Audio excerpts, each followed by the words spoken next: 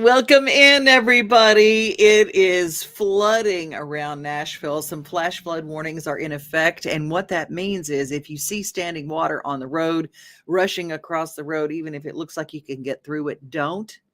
I had a friend in Kingston Springs who went down in a gully thinking he can just ride his little SUV down in that gully, and it took it right off into the creek.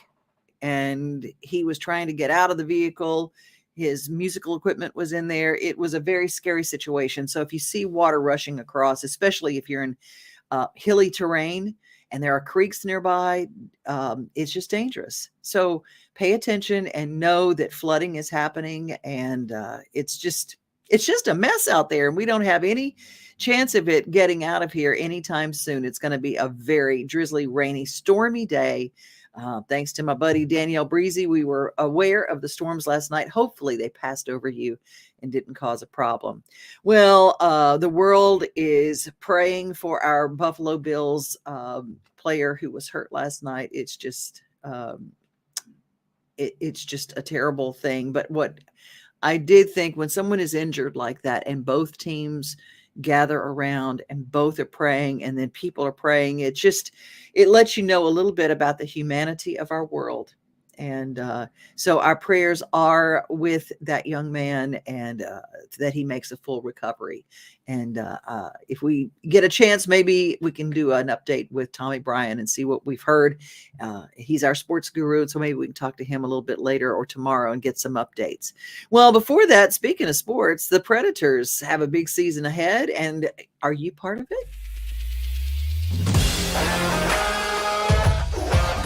Hockey in Music City just hits different. It's one big honky-tonk party. It's the sea of gold in the crowd. The goals, the saves, the celebrations. It's an experience like no other. Don't miss a minute of the action this season. Visit NashvillePredators.com/tickets to get your seats today. That's NashvillePredators.com/tickets. And we'll see you at Bridgestone Arena. Now, because here's Paul Greene. Yes. Hi. So excited. How are you? I'm really good. How are you, Devin? I'm so good. Welcome to Nashville. Welcome to Nashville. And this is not your first time to Nashville, because you're a songwriter. You've been here before. I've been there before, yes, to visit my friends, the Guidos, who have a ministry there called PR Ministries. And I came a long time ago. I was like 20, and I introduced my music to Word. There was like there was a Christian music label. I don't know if they're still around. Yeah, yes. Word. Oh, they're still around? Oh, yes. And I remember kind of auditioning for a record deal with them. I was 21 years old or something. Well, that's amazing. Yeah. I've watched you in movies and I've seen you sing in your movies, but I didn't realize how deep it went until I started doing some research with Rama Drama. And I go, oh my Lord, it's like Rob Mays. And so you and Rob are going to be joining together and doing a show during Rama Drama, right? Are you both doing a show together? We're doing a separate show. So he has a show during the day, and then I have one in the evening on that Saturday, the 31st. But then we have a panel that we're doing together. So we'll be talking. Okay. Yeah, we'll be talking about music together.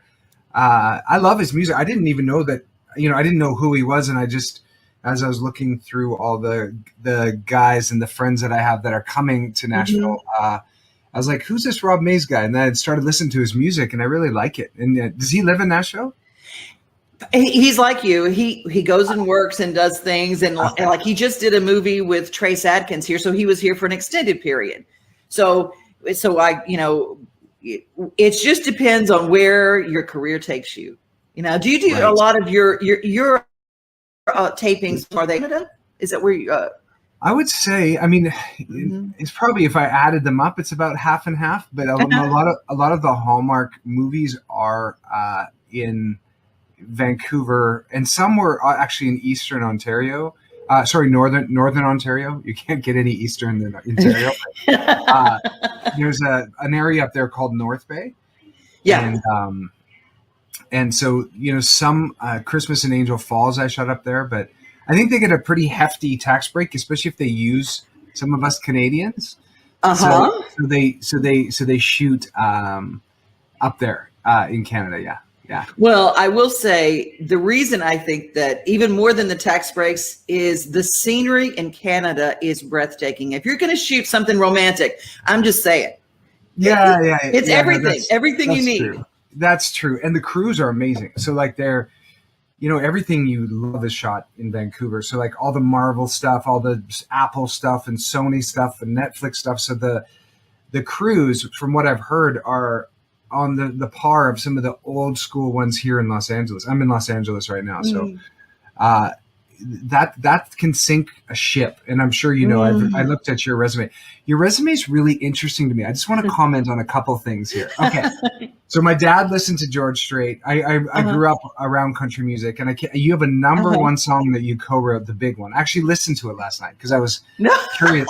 Well, I was curious about this monster resume of yours, and I just was kind of going through it, and there's a few things that jumped out at me. Of course, writing songs for Leanne Womack, Hank Williams Jr., and Trace Adkins, is that who Rob did a movie with? Yeah. Oh, okay. Got it. And then you've narrated over 20 audiobooks. Now I need to update that because I'm almost up to 100 now. I do Christian romance. I do a lot of those romance things. So I narrate the kisses that you do. Are you serious? Okay, Yeah. that's. I'm just gonna plug in this Wi-Fi. I noticed my signal's a bit weak, and I got a roaming Wi-Fi router, and I didn't know we were gonna be like live. So, we have this little thing that's actually, I recommend these, but you can put a couple of them, and I do live concerts on my roof, and I just bring up this repeater thing, and then I have really strong signal there, and if I'm doing something like this, I can put it kind of nearby. I'm not sponsored by these guys, but I think it's like a mesh system. But anyways, let's go back to your resume here. So 100 audiobooks, but then this one stuck out to me, the Fellowship of Christians and Jews. Like, how does that, like, usually, like, what is the Fellowship of Christians and Jews? What is that? It's an organization across America where Christians and Jews, it was started by the late Rabbi Eckstein, and he said we need to go and get the Jews to the Holy Land, and people in Russia, people in Ethiopia, whatever, that are living in horrid conditions, and they want to bring them to the Holy Land or get them at least food and medical supplies. And so I was the spokesperson for that. Those late night infomercials. It was so funny. My little sister was in Los Angeles, and she said, I just saw the saddest thing. It's these needy Jews that are in Russia, and I gave them money because I go, that was my voice. And she goes, it was you? Oh, that's hilarious. It is, but thank you. I love when I've never seen I've heard Jews for Jesus, but I've never seen the Fellowship of Christians and Jews. Okay. And then this one's really cool because Bill Gaither. So I grew up with Bill Gaither and all the quartets and. Oh, yeah. So my parents had all the videotapes, and every Christmas it would be on constantly. And then the older parents would like congregate, and we would always laugh because they were always laughing at like Mark Lowry or something. Oh, yeah. And we always loved it because they would, like, nobody drank in our family. There's no alcohol, but it looked like they were drunk, but they were just drunk on like laughing at Mark Lowry. And then they would be crying because they were like raising their hands and worshiping. But as kids, that's what I grew up with. I have a huge family. And the Gaithers were, the homecomings were on there all the time. And what's really cool is when I have a looping pedal, and when I build my harmonies, I'm always trying to get the quartet sound. So I'm always trying to add a baritone, add a bass, and a tenor, and then the other harmonies, because I have this pedal that can record on a loop. Yeah. And it allows me when I do live shows, which I'll be taking this looper with me to Nashville. It's really a little one, but it's insane what this thing can do. Like, oh, that's crazy. Yeah. It records really high quality mic and my guitar, and then I can create drum loops with my mouth or anything, or my guitar. But this thing makes it feel, when I do the Jameson Theater there for Rama Drama, it'll make it seem like I'm kind of with a band and other singers. So it's more fun. I've done 295 concerts in the last year and a half virtually. Oh, my goodness. Yeah.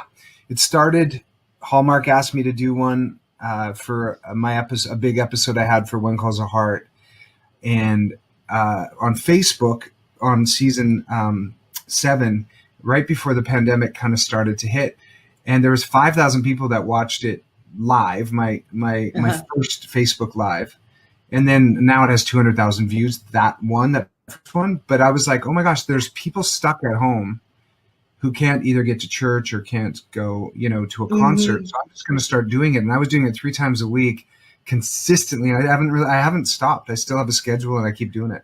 Well, can we play some of your music really quick? I have Long Way Home. I've got it ready to play. Is it all right if I play that video? Absolutely. Yeah. Because you guys, if you don't know, and I want to talk more about your faith walk, because I don't think people really know when they see their favorite romantic actors that they're, I always love when people bring their faith walk into it. So you opened the door, and I'm so thrilled that you did, because that's a very cool thing. Hey, you guys, Long Way Home. Here's Paul Greene.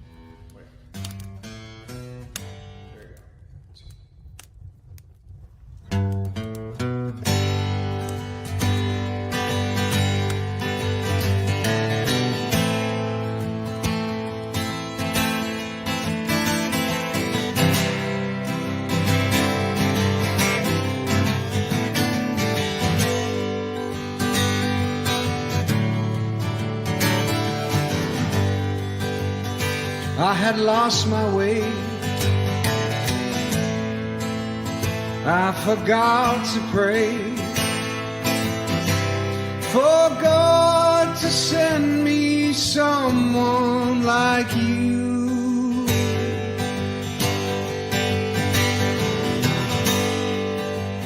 I got off my knees.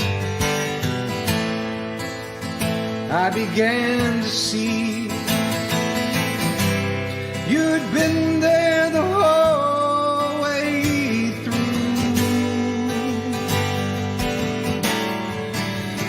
It was a long way home. You sheltered me from the storm. Long way home. Your love will keep me warm.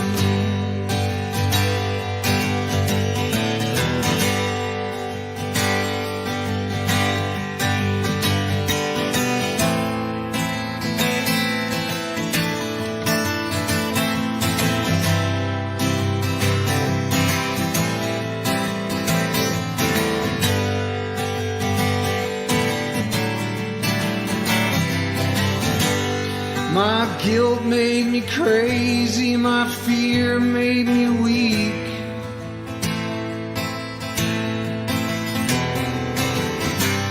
I opened my mouth, but I couldn't speak.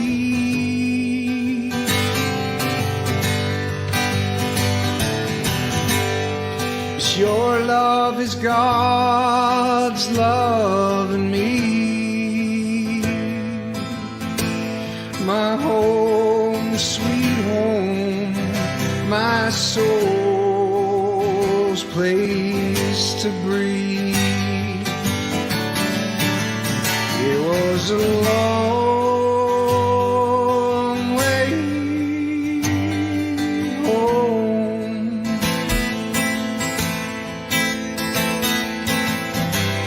You sheltered me from the storm. It was a long way home. Your love will keep me warm. Your love will keep me warm.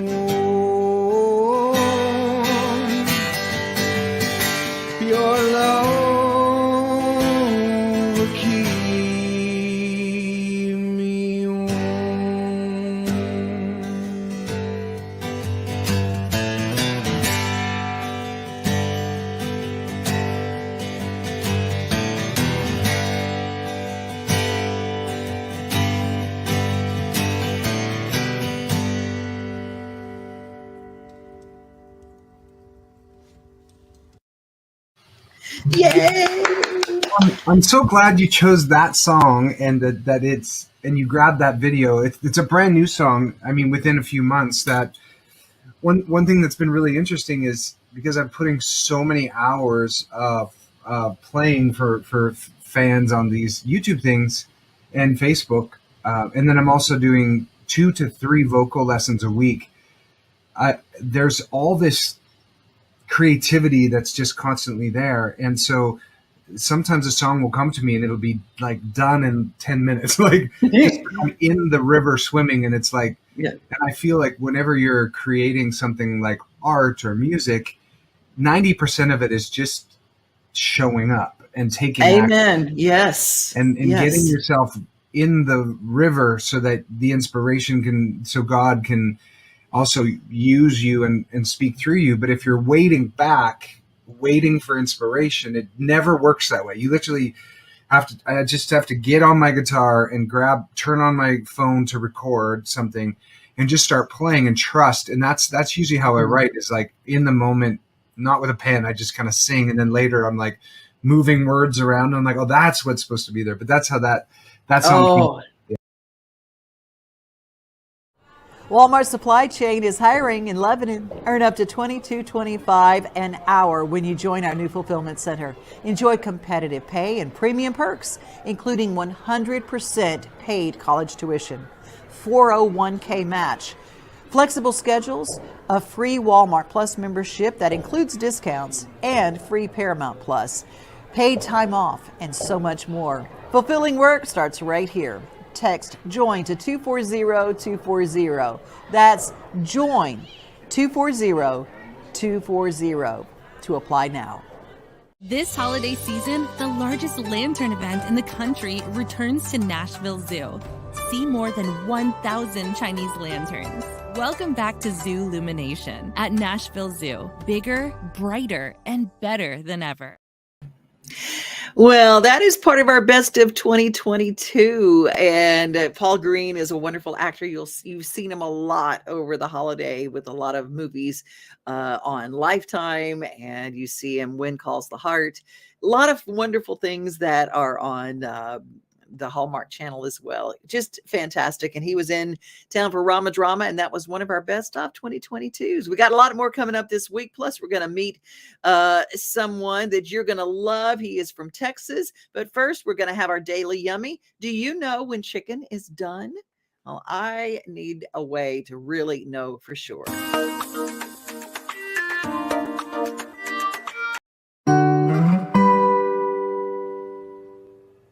Check the thickest part of your chicken with the meat thermometer. Avoid hitting any bones. White meat should be 175 degrees Fahrenheit. Dark meat should be 180. You should see no pink areas, and the juices should run clear. Do not leave the thermometer in while chicken is cooking.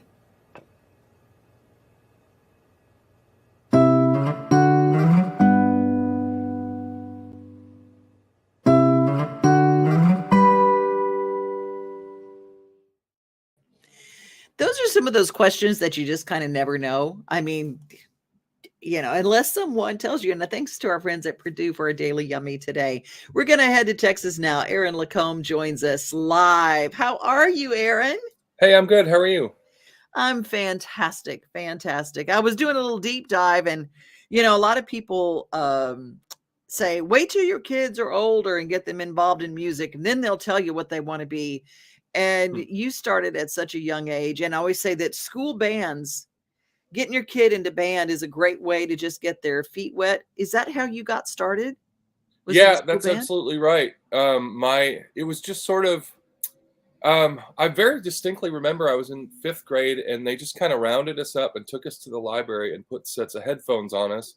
And we listened to a series of beeps, and you were to say, on a little piece of paper, which one's higher, which one's lower. And I don't know, I must have done pretty well because they stuck a trumpet in my hand and they said, okay, learn this. And I did. And it's just been kind of going crazy ever since. I love that. And so kids will tell you. And when did it start translating into artistry and picking up a guitar and writing and putting together your wonderful sound? I had kind of always wanted to play the guitar, and there was this room in my parents' basement that was sort of off limits. It was all kinds of antiques and family heirlooms, and just I wasn't allowed to go in there for a lot of reasons. But there was an electric guitar in there, and as soon as I kind of saw it through the crack, I started sneaking in there when my mom wasn't around and kind of playing on it a little bit. And this went on for like a month, and one day she came home and caught me, and she was mad for a day or so, but then she took and got new strings for it and let me play it. And I kind of started writing music right away as soon as I had that guitar. And I mean, that would have been in 6th or 7th grade. And I was in a rock band for a while. I grew up in Detroit. Was in a rock band for a long time before I kind of found country music and found my way down to Texas. You know, I was reading about that. Being from Detroit, there's a real Detroit sound. I mean, Detroit is definitely another music city. They talk about Nashville being music city, but there are a lot of music cities. Detroit definitely is one, and there's a specific sound that comes from there. But translating that to country was a little mental change for you, because you kind of like, well, country, this is what I'm I'm a soul music guy, you know? Yeah, certainly. And back when growing up in Detroit, we didn't even have country music stations really. My dad seemed to be able to find it on the AM radio, but it wasn't popular at all. And it took me a while to accept. Once I moved down to the Southwest, and all the guys I played with played country, and so I'd write these songs and we'd play them kind of through their experience as well. And after a while, it just took me a little while to accept, but I was definitely writing country songs. I think there's one guy that's brought a lot of people into the country fold, a guy named Lyle Lovett. And I know that he was very influential for you. He absolutely was. I'm sure you read the story. It's probably up on my website or whatever about this concert I went to. My dad and I really liked Lyle Lovett, and so we went to see him in concert. And we saw him with Willie Nelson, so there was kind of a rowdy element to it. But when Lyle played, he would play these slow songs, and when there was a little pause in the song, just the whole place was super quiet. And I was like, man, that's an incredible power, just to have that many people listening to you, and so intent on what your next words are going to be. And that really kind of hit me in the heart. Yeah, there's nothing like the stories being set to music, and real stories. And I noticed that you bring that to it. And also you're in that Texas groove now with a lot of acoustic music that comes out of Texas. That, I mean, it would fit if just a little bit different instrumentation, and it would fit in downtown Detroit. I mean, it's kind of an interesting thing. There's a lot of soul in country, especially coming out of Texas. Yeah, and I'm really always like one electric guitar and an organ away from being a Bob Seger song. I try to stay close to home in that way. I'm maybe a couple more instruments away from being a Stevie Wonder song, but I'm always pretty close to Bob. I like to stay. Well, what do we have to look forward to with you as far as music? Well, last year I did something a little different to me. I recorded an album with an outside producer. I'd been doing my own recording for years, and I hired out. I did it big time. I spent all the money you can spend on recording an album and promoting an album and trying to get it on the radio and all that stuff. This year I'm gonna take it back a notch, and I'm gonna write and record songs. I'm gonna do some YouTube videos and some collaborations with some friends, and just kind of focus on making new music and making it sound true to my heart, and getting it out there to the fans in a quicker way than you can do if you're trying to write, do these big time radio albums and all this stuff. Establish a little better connection to my fans that way. I love that. I love that. Well, you've got a guitar behind you. Do you have one? Would you like to play something live with us? Or do you want to direct? Or do you want to direct us to a YouTube channel rather than do that? But I mean, I leave it up to you. Would you like to play live? Well, I'll tell you what, I would love to, but that is a travel guitar back there, and it hasn't been played in a couple weeks. Okay, gotcha. we might be a couple of minutes of dead air time away from me being able to get that thing. No worries. Well, where can people find your music? Because I know they're going to want to listen after this interview. Yeah, sure. So everything, all my social media is basically under Aaron Lacombe Music. And if you find me on YouTube, I just put out a video yesterday with my buddy J Boy Adams.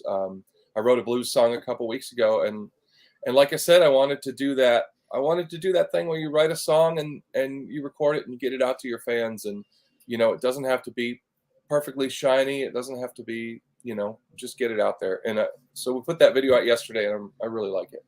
Brand new video, and the name of the song is? It's called I Earned It. It's a blues song I wrote just 3 weeks ago. Oh, I love it. I Earned It. Check it out on YouTube and follow, subscribe, and share the FSS. That's what we always say. And we love introducing people to new music and to people that you might not have heard of yet. And then they become fans. And that's what we love. That's what we love. That certainly helps a lot on my end. Well, Aaron, come back and see us, would you? I will do it. Thank you so much. Take care. Bye-bye. Bye. It's time for our daily giggle, and this one is so cute. I love when a toddler, kids don't do what we say, they do what they see us do. I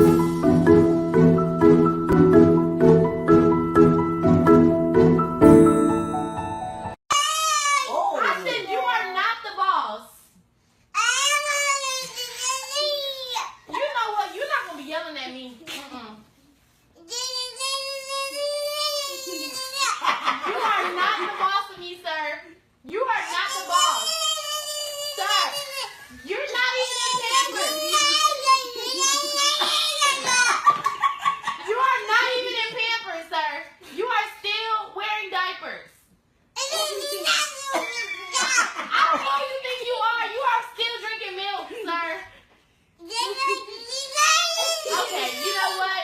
You done got milk wasted. I ain't got time for this, okay? I don't have time for it.